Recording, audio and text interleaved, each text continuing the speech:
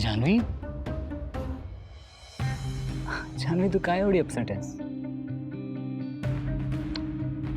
हे बघ, मला एवढं माहिती आहे की तू अपसेट आहेस, पण तू काहीतरी शोधत होतीस, दार उघडण्याचा प्रयत्न करत होतीस.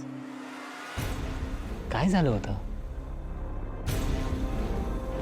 तुला कसं कळलं हे? अ, कारण मला तुझ्या मनातली प्रत्येक गोष्ट कळते. हे बघ, जरी मी ऑफिसमध्ये असलो ना तरी माझं मन इथेच असतं, तुझ्याजवळ, तुझ्यापाशी. मग मला कळणारच ना की काहीतरी झालंय. नाही जयंत, मला खरं खरं सांग, तुला कसं कळलं? सिंपल आहे. मी रोज जेव्हा घरी येतो तेव्हा माझं स्वागत करायला कोणीतरी येतं, प्रेमाने माझी चौकशी करतं. पण आज मी आत आलो आणि तू तर इथेच सोफ्यावर बसून होतीस, तर मला कळणारच ना की काहीतरी झालंय. त्याच्यावरूनच मी गॅस केला. जयंत, पण तू दार लॉक करून का जातोस?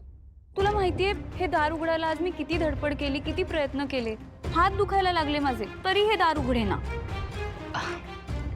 बघ जान्हवी, मी काय मुद्दामून तुला लॉक करून नाही जात. अगं, आपली दारं ऑटोमॅटिक लॉक होतात. ती सिस्टीमच तशी आहे ना. आणि जर का तू ते दार जोरात ओढलंस किंवा ढकललंस ना तर ते तसं लॉक होतं. आणि तसंही बाहेर डॉग्स आहेत. तुला काहीतरी झालं तर तुझ्या सेफ्टीची काळजी मी नाही घेणार तर दुसरं कोण घेणार?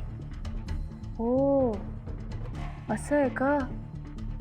जयंत, अरे मी इमॅजिनच केलं नव्हतं की हे असलं पण काही असेल. मी बदलतो ती सिस्टीम जानू.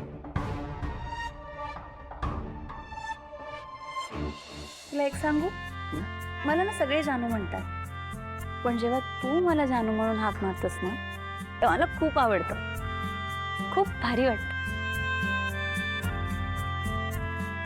अच्छा, मग यापुढे मी तुला अशीच हाक मारेन.